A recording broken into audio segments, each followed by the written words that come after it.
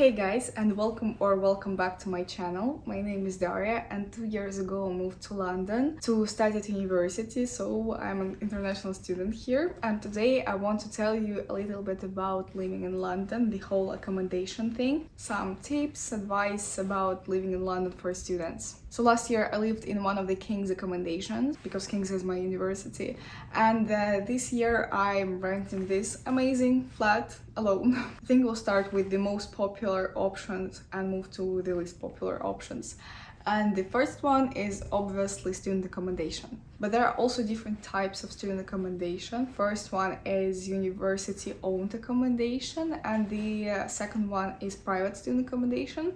There is no big difference between them. It's just that in university accommodation there are mostly or only people from your university, and in private accommodation there are people from different universities. And I would say that private accommodation is typically slightly more expensive than university accommodation. Last year I lived in King's accommodation Stamford Suite apartments, and I have a room tour on my channel. I will leave the link for this video in the description box and also add somewhere here in the corner. Overall it was a great experience, but I'm not sure that I want to kind of repeat this next year. So there are different types of rooms in student accommodation. First of all, you can live with someone. That's the cheapest version.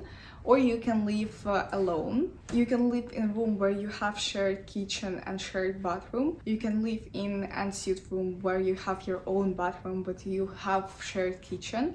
And you can live in studio room. You have your own bathroom, you have your own kitchen, but it's like one big room where you have everything. And so the first type of rooms is least expensive and studio is the most expensive. In terms of price, you can find rooms which are like, I would say 150 is the lowest price, 150 per week, and up to like 400 or maybe even 500 per week. So sometimes renting a flat in London can be cheaper than living in student accommodation. One of the most obvious advantages of student accommodation is that it's easier. You have all your bills included, Wi-Fi, like water, gas, electricity, whatever. Property maintenance is also much easier because you can just call your accommodation provider and say that something is broken and they will come and fix this. Another advantage, which can also be disadvantage, is the whole social thing. You always have people there, but it doesn't mean that you won't have this social experience if you live outside of student accommodation, like with your parents or in your rented flat. There is just a tendency that it's easier to make friends and meet people when you live in student accommodation because obviously you have people around you. You can go to common room and find someone there. You can be friends with your flatmates. So there are like so many opportunities to meet someone, but at the same time the whole social thing in accommodation depends on the specific accommodation and the specific year, because sometimes there are people who are like active and who organize parties, ask people out and so on, but sometimes there are no such people and everyone is pretty much passive, so it basically just depends. And by the way, if you have flatmates, sometimes they can be really great, like you know in these films when your flatmates are your besties and everything is really good, but sometimes they can be also really bad. They can leave their dirty dishes in the kitchen, steal your food, take your belongings without permission. I really hope that none of you will face such flatmates, but just be ready that something like this may theoretically happen. And one of the obvious disadvantages of student accommodation is that it's quite loud there. You usually get tired of this noise all the time by the end of the year, but I think it's possible to handle this. So to rent university accommodation, you have to apply typically through your university website. For example, I was able to apply for my room only when I got conditional offer and before May, because basically all rooms are getting booked by this time. With the private student accommodation, it's a little bit more flexible, but also it's better to book your room in advance, and in September or even August it might be difficult to find something. So I think that's all about student accommodation. Let's move to renting a flat. You can rent a flat alone, which is more expensive, or you can rent a flat with a friend, which is obviously less expensive. It's easy to find a flat for 2 or 3 people, but with 4 people and more it might be a little bit more challenging, but there are still some options. When you're renting a flat in London, you have to either have a guarantor or you have to pay, I think, 6 months of rent in advance. Pricing really depends on the location, but if you want to live in first or second zone of London, I would say it starts with like 400 per week for 1-bedroom flat, and maybe 500 per week for 2-bedroom flat. You can find your flat either online. There are websites like Zoopla and Rightmove. They basically have the same properties there, but I just like interface and the whole like user experience of Rightmove more. But Zoopla is also fine. I just personally prefer Rightmove. Or you can call or even go to any agency and ask them to find your flat. But honestly, I think it's better and easier to find a flat on a website. There are obviously some other websites and you can find a flat, for example, through Facebook, but just be careful because I think you can find a lot of scammers there. But you can also find a really good deal in groups like, I don't know, your nationality in London, like Russians in London, because sometimes landlords just want to lend their flat to people from their country, and the price may be a bit lower for such offers. But again, be really careful when you rent a flat right from a person, not from an agency. Advantages of living in a flat is obviously that you have more flexibility. It's your own space. In more like modern houses, there are flats that have also a gym included, sometimes swimming pool, cinema room or anything else. You can also have concierge facilities which are included in your rent fee, but at the same time you can just have usual flat which is less expensive. One thing I recommend you to pay attention when you're choosing a flat is EPC rating. That's like about energy efficiency of your property. If the property has low rating, it might be a bit cold there during the winter and you will have to spend more money on heating.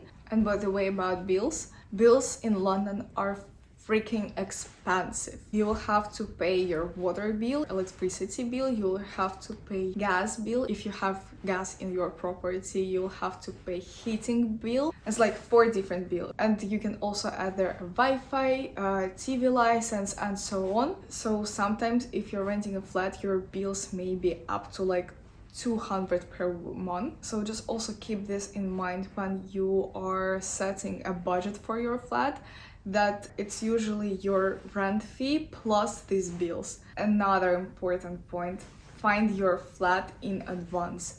If you're moving to London in September, start looking for your flat in August or at least early September, because this year, due to some various reasons, I was able to start looking for my flat only in middle of September, and it was just crazy because all flats were just taken away like immediately. Once I called about flat that was added to the website like 4 hours ago, and I was 24th in the queue just to book a viewing. 24th.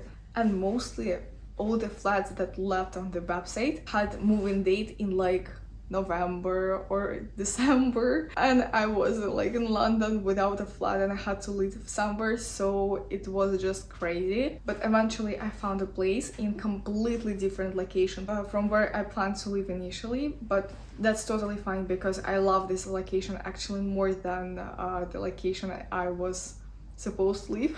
And this was honestly just a miracle how I found this flat. And the last option I have for you, and the least expensive option by the way, it's renting a room. You can rent a room either in HMO, it's like a house of multiple occupation, which is managed by a specific person. You usually have like an ensuite room there, so you have your own bathroom and shared kitchen, and typically there are like 4 to 6 people living in one HMO. I lived in HMO for 2 weeks this year because I had to live somewhere before I moved to my flat. Owner of this place is my sister's friend, so he kindly lent me this place for 2 weeks in September, and that's like how this room looked. And I think that's the smallest room he had, so usually rooms are much bigger and nicer. Pricing also depends, but typically I think it's like 150 to 100 per week. You can find HMO either on their own website, just Google like HMOs in London, or you can use a website called Spare Room, where you can find any kind of rooms, not just HMOs. Sometimes people rent a really big flat and they lend some rooms from this flat to other people, so you can have like a contract which is 1 year long, but you can also find a room there for like 2 or 3 months, because sometimes people rent a flat with their friend, for example, and if their friend has to move out earlier than the end of the contract, the other person just lend this room to someone until the end of the contract. And on this website, not sponsored, you can find completely different rooms in completely different locations with completely different people, because they have sometimes in the descriptions like, oh, we're looking for a girl, or like we're looking for a boy. So this may help you to understand like what kind of flatmates you will have. So just take a look on what this website has, and maybe you will find something that fits you. Now let's move to some tips that I can give you about living in London. First of all, I think it doesn't really relate to student accommodation, but it's really important for flats and rooms. I really recommend you to sign the contract only after you viewed the property, because sometimes photos can be really different from what there is like in reality. For example, once I had a viewing of a flat which was overall fine, but they had fresh paint on their walls. So one of the windows was misted, steamy.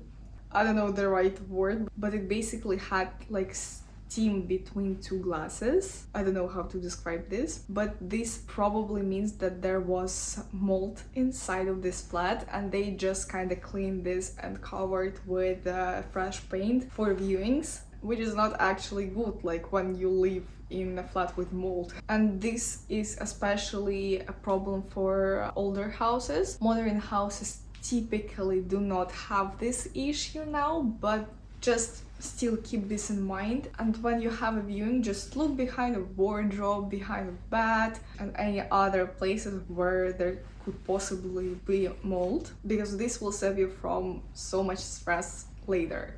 Another tip: choose your location. I really recommend you to rent something not far away from your university if that's possible, because transport in London is extremely expensive. If you need to take a bus, this will be like £1.65. If you need to take underground or train, this will be at least £2. If you want, you can get a student discount on travel cards, like monthly or yearly travel cards, but it doesn't really help that much. I paid for my monthly student Oyster for first and second zone about £100 a month. So yes, if you live somewhere not far away from your university, you can save £50 minimum just on traveling to your university and from there. Another point about location: take a look on police reports, because I don't think that you want to live in an area which is dodgy. All areas in London have their own crime rates, so take a look at this. And also take a look on police reports from your area. For example, when I've been choosing like a place to live this year, I was thinking about one specific area mostly, and the crime rate in this area is overall fine. But then I found a police report website, and I took a look on what kind of crimes there were last month in this specific area, and most of the crimes there were kind of violent crimes. And I was like, okay, thank you, but I don't want to live in a place where I can get raped or I can get killed. So I had to look for another area, and the area where I live now had higher crime rates, but at the same time, my street had crimes like drugs, antisocial behavior. Like, I can't handle people doing drugs. Like, drugs is not murder, you know? So yeah, be also aware of this and explore your area a little bit more in terms of like how safe it is. Another point about location is take a look on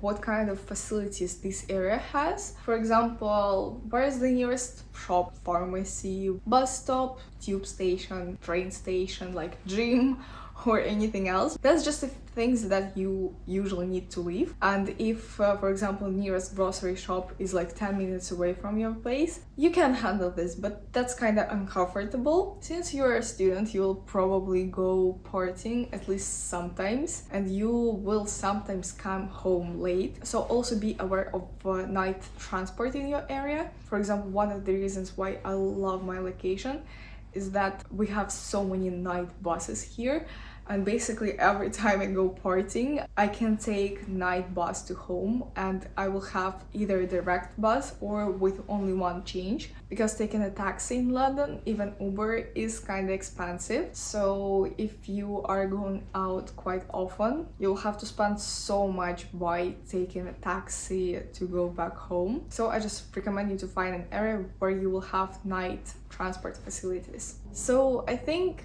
that's all for today. Thank you for watching this video. If you still have any questions about living in London, or you can add something to what I already said, feel free to leave it in the comment section. Let's just help each other. And again, thank you for watching this video, and I will see you in the next one. Bye guys!